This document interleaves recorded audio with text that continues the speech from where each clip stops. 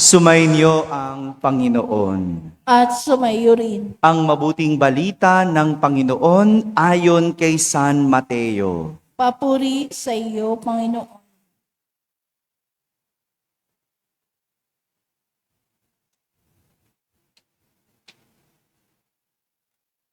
Noong panahong iyon, ang 11 alagad ay nagpunta sa Galilea, sa bundok na itinuro sa kanila ni Jesus. Nang makita nila si Jesus, siya'y sinamba nila. Bagamat may ilang nag-aalinlangan, lumapit si Jesus at sinabi sa kanila, "Ibinigay na sa akin ang lahat ng kapangyarihan sa langit at sa lupa. Kaya humayo kayo at gawin ninyong alagad ko ang lahat ng bansa. Binyagan niyo sila sa ngalan ng Ama at ng Anak at ng Espiritu Santo at turuang sumunod sa lahat ng ipinag-utos ko sa inyo. Tandaan ninyo, ako'y laging kasama ninyo hanggang sa katapusan ng sanlibutan." Mga kapatid, ang mabuting balita ng Panginoon. Pinupuri ka namin, Panginoong Jesucristo. Umupo ang lahat at makinig sa homilia. Isang magandang umaga po sa inyong lahat. Magandang umaga sa mga nasa barangay, sa mga nasa tahanan at sa nasa abroad na nagsisimba via online. Kasama kayong lahat sa aming banal na pagdiriwang dito sa ating parokya. Ngayong araw na ito, pinagdiriwang natin ang dakilang kapistahan ng pag-akyat ni Jesus sa langit. Sabihin nyo nga po, pag-akyat sa langit. Matapos ang 40 araw nang si Jesus ay muling mabuhay. Opo, 40 days na ang nakalipas. Ang bilis, ano? 40 days lang makalipas nang magdiwang tayo ng Easter Sunday o ng Pasko ng muling pagkabuhay ni Jesus. Ngayon, aakyat si Jesus sa langit. At yan ang kapistahang ating ipinagdiriwang. Merong 3 aral na itinuturo sa atin ng mga pagbasa tungkol sa pag-akyat ni Jesus sa langit at kung paano ito magiging totoo sa atin. Paano magiging totoo? Una, sa ating unang pagbasa, ikinuwento ang naganap bago ang pag-akyat ni Jesus sa langit. Sa isang aklat, binalikan lahat ang mga mabubuting ginawa ni Jesus simula pa noong una hanggang sa kanyang pagpapaalam sa kanyang mga alagad. No? Binalikan lahat ng magagandang ginawa ni Jesus, lahat ng mabubuting ginawa ni Jesus. Binalikan.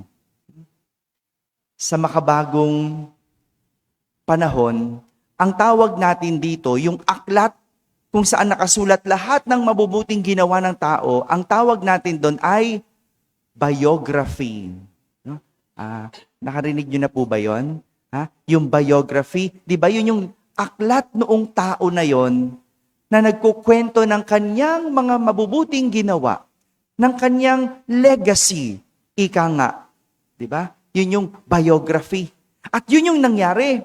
Bago umakyat si Jesus sa langit, binasa sa isang aklat lahat ng magaganda, lahat ng mabubuting nagawa ni Jesus mula noong una hanggang bago siya umakyat sa langit. At habang nagpapaalam si Jesus, unti-unti siyang umakyat sa langit at naiwang nakatingala ang kanyang mga alagad.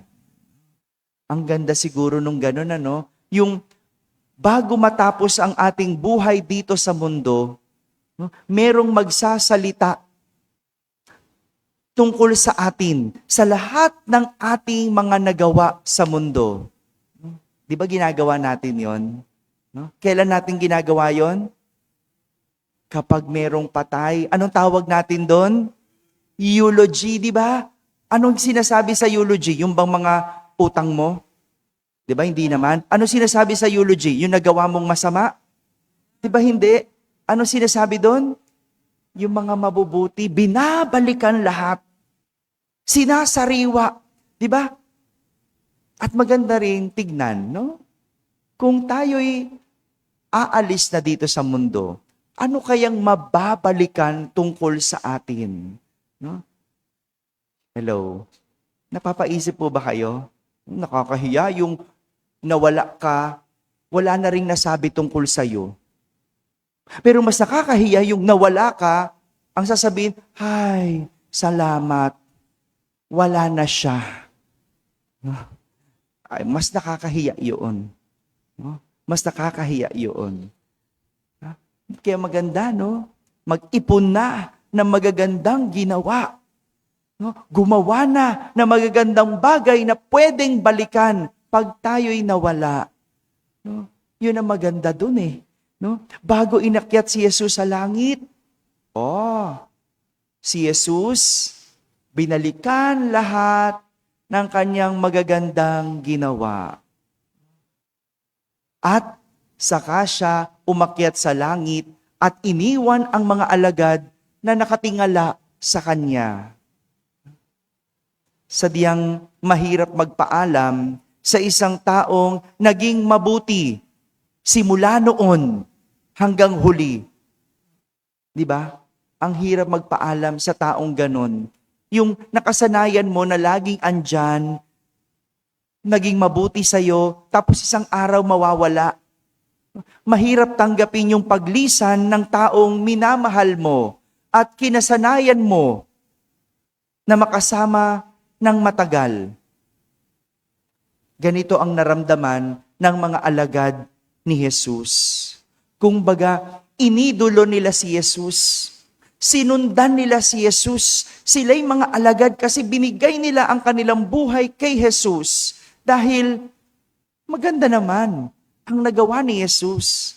Mabuti naman ang naging dulot ni Jesus. Marami silang karanasang mabubuti kay Jesus. Pero ang magandang makita dun sa nangyari, habang unti-unting umaalis si Jesus, umaakyat sa langit, naiwang nakatingala ang mga alagad. Sabihin nyo nga po, nakatingala. Ganito ang mga taong tinitingala. Diba? Inaalala ang mabubuting ginawa. Sino yung mga tinitingala natin? Yung mga taong mapagmahal. Yung mga taong may malasakit. Yung mga taong maunawain. Yung mga taong mabubuti. Hindi ba? Meron po ba kayong mga tinitingala? Hello? Meron tayong tinitingala. Sino yung mga taong mabubuti? Di ba yung mga santo? Di ba? Tinitingala natin sila. No? Kasi mabuti yung nagawa nila. Di ba? Hinahangaan natin, tinitingala kasi meron silang nagawat na dulot na mabuti. Yan yung mga tinitingala. Sila yung mga matataas ang pagtingin natin sa kanila. At ang kanilang mabubuti at magagandang katangian ang nagdala sa kanila sa langit. Gusto ko itanong, sino ang tinitingala ninyo? Hello? Wala? Ha? Sino po ang tinitingala ninyo? Anong klase ng tao ang tinitignan ninyo ng mataas? Sa panahon ngayon, tila nasusubok tayo. Gusto kong subukin at malaman anong klaseng tao ang tinitingala ninyo. Nakakakilabot kung paano tinitingala ng iba yung mga gumagawa ng masama. Hello? Ha? paano namamayagpag, paanong nananalo at naluluklok sa pwesto, gayong wala namang nagawang maganda, wala namang nagawang mabuti. Hello? Oh, magandang tignan yan, magandang tanungin, ano bang nadulot? Magtago, Father. Yan ang mga tinitingala. No? Paano nasusuportahan yung mga ganyan? No? Nagtatago, hindi marunong humarap. Hello? Sino ang mga tinitingala natin? Ang dali sabihin, Father, yung mga mabubuti, ang dali sabihin yung mga magagaling, pero yun ba ang totoong tinitingala? Ano na bang klaseng pag-iisip mayroon tayo? Paano na ba tayo magpahalaga ng tao? No? Kaya maganda no? Nababalikan natin ito. No? Ano ba at sino ang ating tinitingala? No? Ito ang unang aral na itinuturo sa atin. Tinitingala ang isang taong narating ang langit. Kung wala namang nagawang mabuti, kung hindi niya kayang marating ang langit sa kanyang ginagawa, bakit natin titingalain? Hello? Mga nanay, mga tatay, magising. Imulat ang mata. Sino ang inyong tinitingala? Samantala, sa ating ikalawang pagbasa, pinapaalala sa atin ni San Pablo ang pagtatagumpay ni Jesus laban sa kasalanan at kamatayan. No? Si Jesus pinagtagumpayan ang kasalanan at ang kamatayan, muli siyang nabuhay. No? Paano niya napagtagumpayan ang kasalanan? Nung tinukso si Jesus, nagpatalo ba siya? Hindi. Nilabanan niya ang tukso. Nung pinatay si Jesus, di ba? Hinarap niya ang kamatayan at sa huli, napagtagumpayan. Kaya nga, siya'y muling nabuhay. Kaya siya naluklok sa kanan, sa kaharian ng Ama sa langit dahil pinagtagumpayan ang kasalanan at kamatayan. Take note. Nilalabanan ang kasalanan, hindi sinusuportahan. Ulitin ko po, ang kasalanan nilalabanan, hindi sinusuportahan. Hindi tinatago at mas lalong hindi dapat tinatakasan. Hello? Malinaw po yun? Sana malinaw na sa atin yun. Sana namumulat tayo na yung may ginawang kasalanan, no? Hindi dapat yan sinusuportahan. Ano dapat? Labanan. At totoo nga na ang pag-iwas sa kasalanan at pagtatagumpay sa anumang nakamamatay ng kaluluwa ay maghahatid sa tao sa kalangitan. Yan, no? Tayo may mga kasalanan din. Tayo may mga tukso din. Pero ang mga to, dapat nating labanan. Dapat natin tong iwasan. Hindi lang ako tumutukoy sa kasalanan ng iba. Magandang tingnan yung kasalanan nating pansarili. Yung mga nagagawa natin sa susunod, iiwasan na. Kapag nagawa na sa susunod, lalabanan na. Kaya hindi lang sapat ang gumawa ng mabuti at nagpapamalas ng kagandahang loob para ang tao ay mapunta sa langit. Anong kailangan? Iniiwasan, nilalabanan ang kasalanan at anumang pumapatay sa kaluluwa. Gusto ko pong tandaan ninyo ito. Ang pagkampi sa makasalanan ay pagkonsinti sa kasalanan. Ang pagkampi sa makasalanan ay pagkonsinti sa kasalanan. At kailanman Hindi ito mapapalitan ng basta lang na kabutihan. Maraming ganun, no? Yung nagnakaw, pero sige na nga, magbibigay na lang ako. Magdo-donate na lang ako. Ha? Hindi mo mababawi yung pagbibigay sa nagawa mong pagnanakaw. Hindi. Hindi mo mababawi yung nagawa mong pagmumura. No? Madalas ganyan tayo, di ba? Pagkatapos mong paluin yung bata, murahin yung bata, anong gagawin? Bigla kang babait. Nung mahimasmasan ka na, nung ma-realize mong mali ang ginawa mo, anong gagawin mo? O sige na, kain na. Huwag ka na umiyak. Ganun lang ba yon? Mga nanay, ganun ba yon? Hindi mo mapapalitan yun. Ha?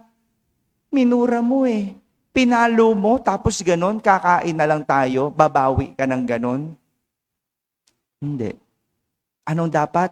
Iwasan, layuan, labanan ang kasalanan. At yan ang tinuturo sa atin na ikalawang aral na ang nakakaakyat sa langit ay yung hindi lang gumawa ng kabutihan, kundi pati ang umiwas sa kasalanan. Ha? Pangatlo, sa ating ebanghelyo naman, tinuturo sa atin ang pagnanais na makaakyat sa langit. Gusto nyo bang umakyat sa langit? Hello. Gusto ko munang tanungin kasi baka naman hindi, napapagod lang akong mag-homily. 'Di ba? Kung wala naman pala kayong gustong puntahan, kung di nyo naman pala gustong puntahan ng langit, sayang lang ang aking sinasabi. Hinihimay-himay ko pa ito. No? Ayaw nyo naman pala. Gusto nyo ba? Yan. No? Sa mga gustong umakyat ng langit, sa mga nagnanais makaakyat sa langit, sinasabi ng ating ebanghelyo, may kaakibat itong misyon. May kaakibat na misyon.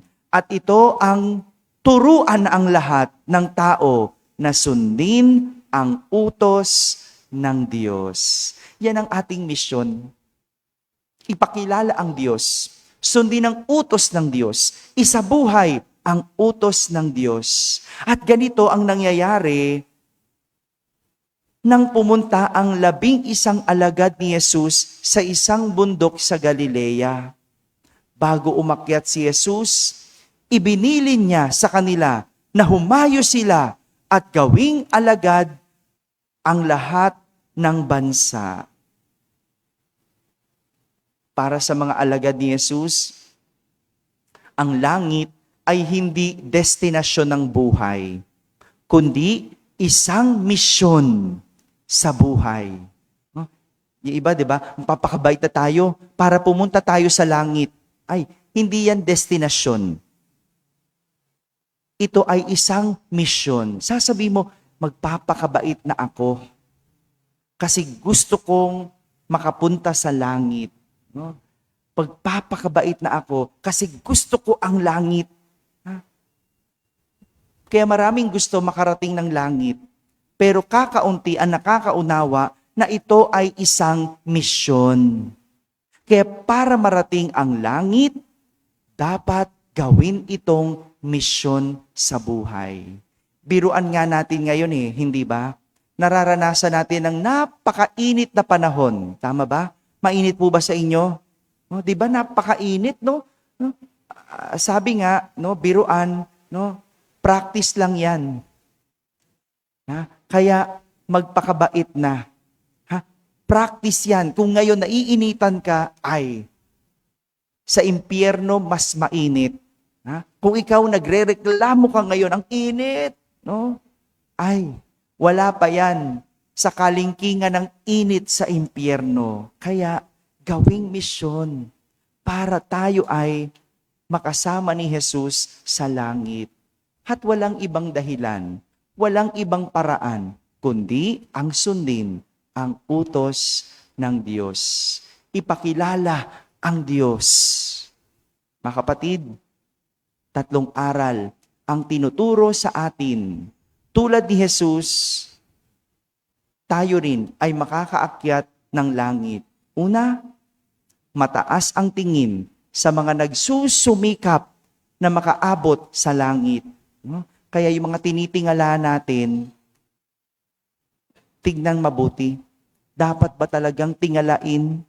Meron ba yung mga yan nagawang mabuti? Pangalawa, nakakaakyat sa langit, hindi lang ang gumagawa ng kabutihan, pati na din ang umiiwas sa kasalanan. Hindi sapat ang paggawa ng mabuti. Kailangan umiiwas at nilalabanan ang kasamaan at kasalanan. At pangatlo, ang pagnanais na makaakyat sa langit ay may kaakibat na misyon. At ito ang ipangaral ang utos ng Diyos. Ngayong nalaman natin ang mga aral, isa na lang ang dapat nating gawin. Ano yon? Isabuhay, makita sa ating buhay. At tayo rin, sa huli, harinawa, makaakyat sa langit. Amen? Amen.